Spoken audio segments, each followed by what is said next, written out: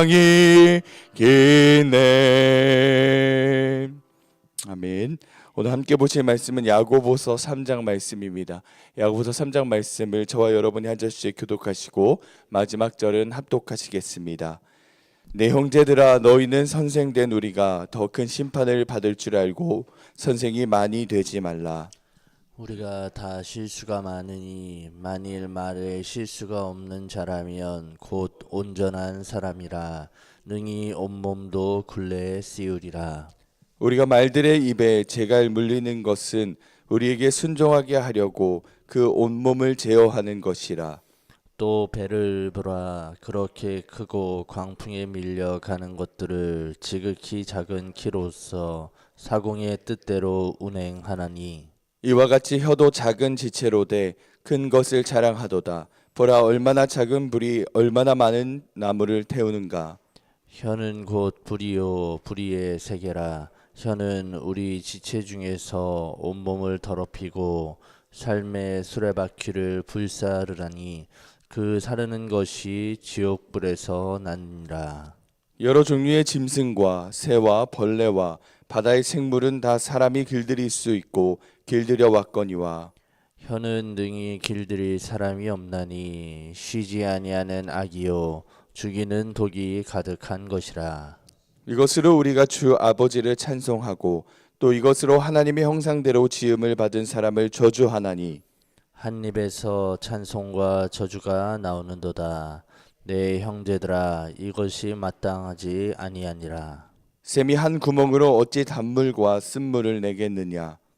내 형제들아, 어찌 무화과 나무가 감람 열매를 포도나무가 무화과를 맺겠느냐.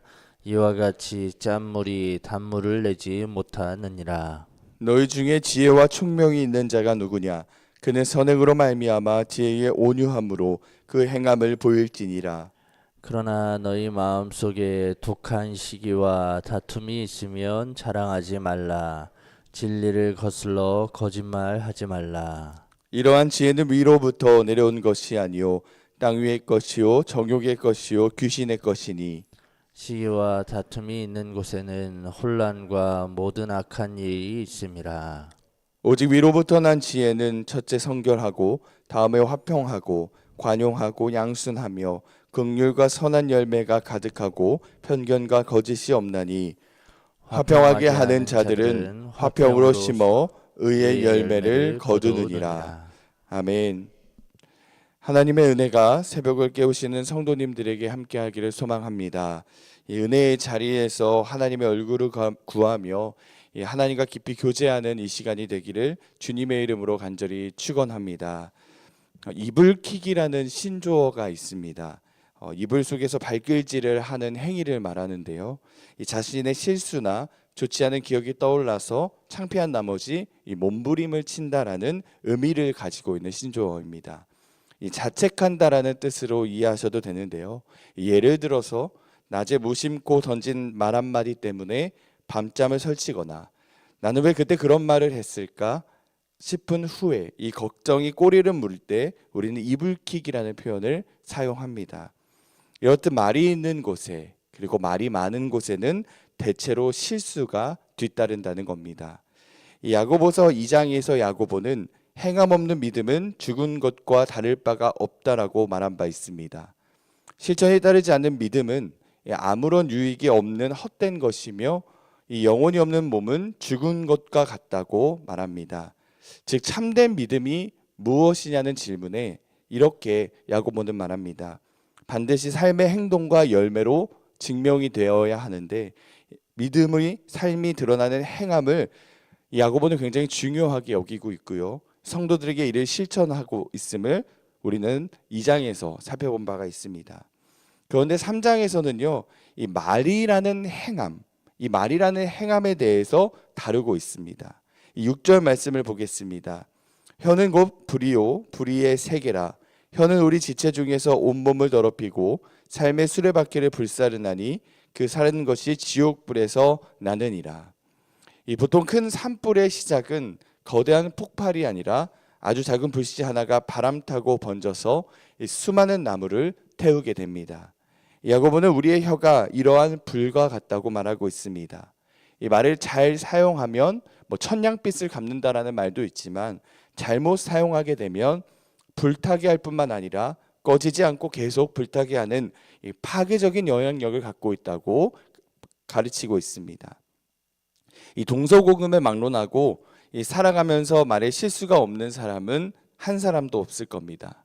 아마 여러분들도 지금까지 아마 말 실수를 한 번쯤은 해보신 적이 있을 겁니다. 아찔합니다.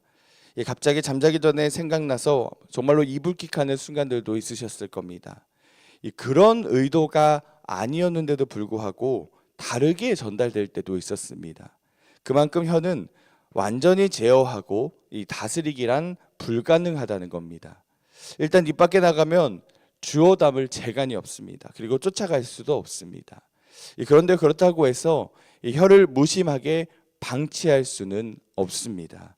앞서 말씀드렸던 것처럼 말의 파괴력과 이 영향력이 있기 때문에 주변 사람들에게 나뿐만이 아니라 이 주변 사람들에게도 큰 화를 끼칠 수 있기 때문입니다.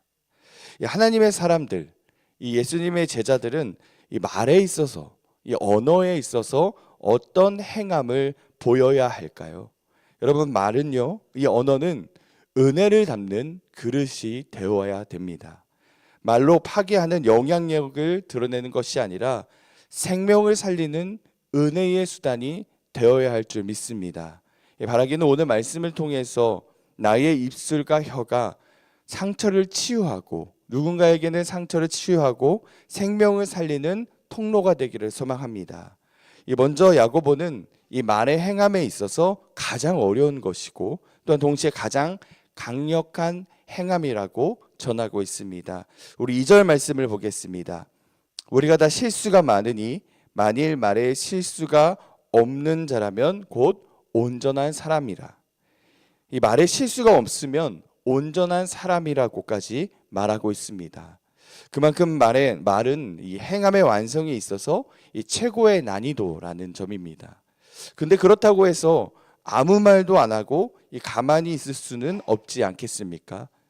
이 야고보가 이 말의 행함에 있어서 제시한 가장 좋은 방법, 최고의 방법이 무엇이냐?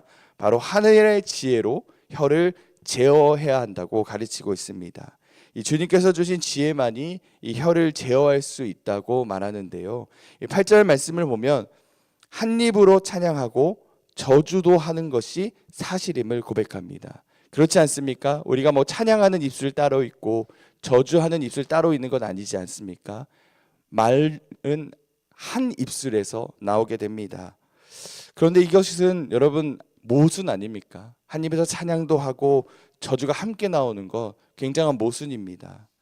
이렇듯 우리는 스스로가 혀를 길들이는 것이 불가능하다는 것을 말하고 있습니다. 그렇기 때문에 스스로 나는 지혜롭다 여기는 이들 또한 절대 자신의 혀를 제어할 수 없다는 것을 우리는 발견할 수 있게 됩니다. 이에 야고보는 하나님의 지혜로 옳고 그름을 분별할 수 있어야 하며 행할 수 있어야 한다고 가르칩니다. 시편 141편 3절 말씀엔 이렇게 고백합니다. 나의 입술에 파수꾼을 세우시고 내 입의 문을 지키소서. 여러분, 이 말씀을 꼭 기억하시길 바랍니다. 내가 말하기 전에 성령님께 지혜를 구하며 말할 수 있어야 합니다. 나의 연약함을 인정하고 이 성령님께서 주신 지혜로 말미암아 분별해서 말할 수 있는 여러분 그리스도인들이 되시기를 바랍니다. 우리는 이렇게 분별해서 선한 길, 의의 길로 쫓아가야 합니다. 오직 주님께서 주시는 이 지혜만이 우리의 혀를 제어할 수 있음을 여러분 기억하시고 이 성령님의 지혜로 구하며 나아가는 저와 여러분이 되시기를 소망합니다.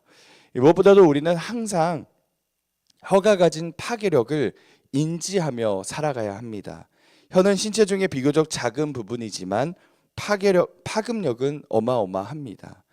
반복적으로 말씀을 드렸던 것처럼 아무리 훌륭한 인격을 가졌다고 해도 말에 실수가 없을 수는 없습니다.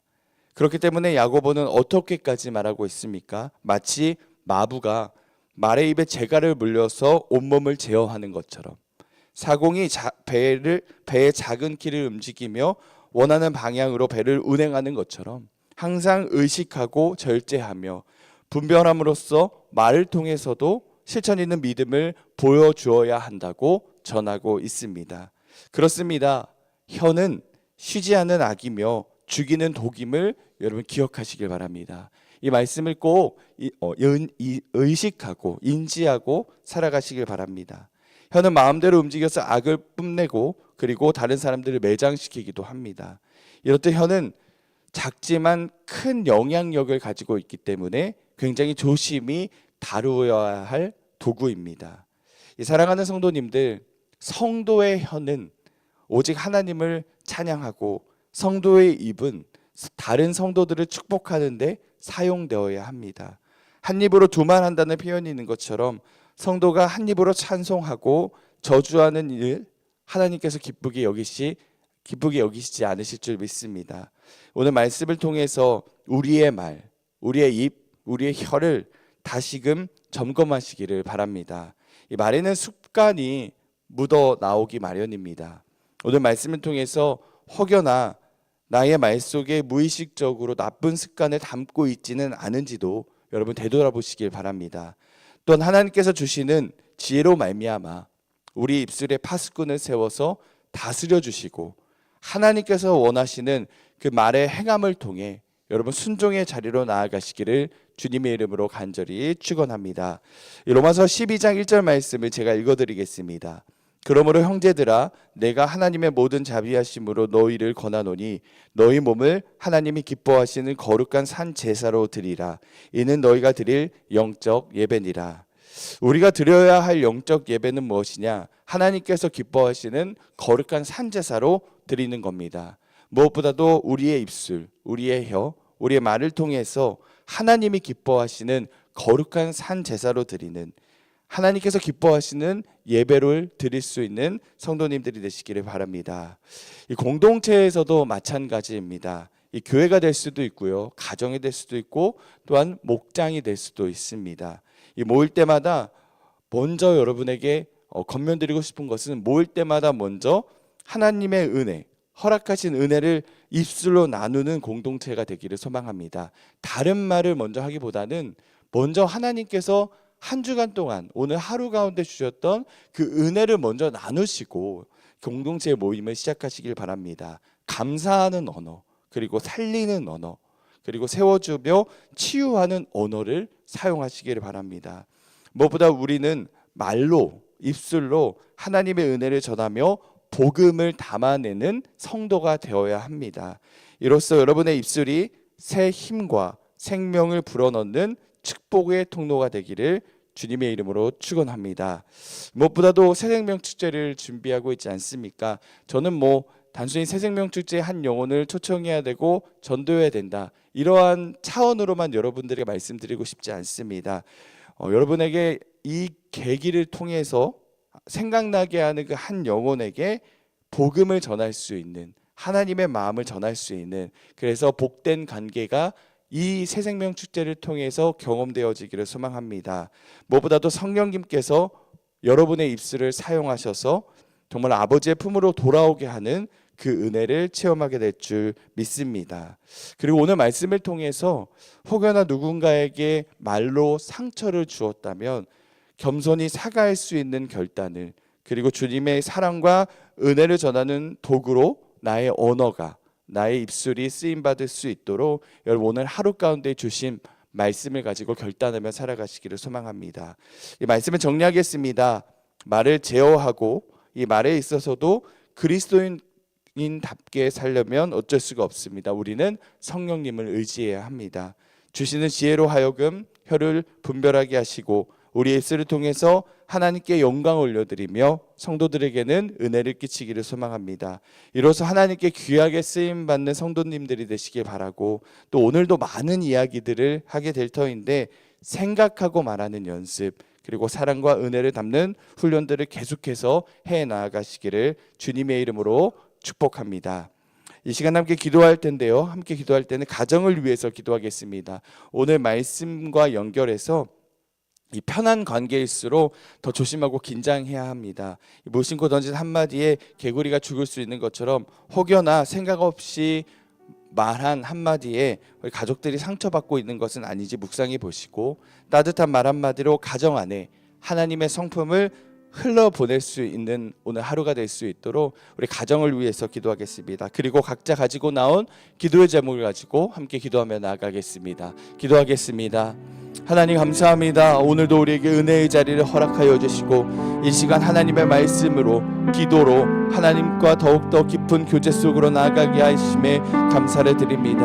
주님 이 시간 우리에게 말의 행함에 대해서 말씀하셨습니다. 주님 우리의 입술에 바스코를 세워주셔서 우리 입술을 통해서 저주하고 악한 말을 뿜어내는 것이 아니라 하나님을 향한 사랑과 은혜와 감사를 올려드리며 찬양의 입술로 쓰임받을 수 있도록 인도하여 주옵소서.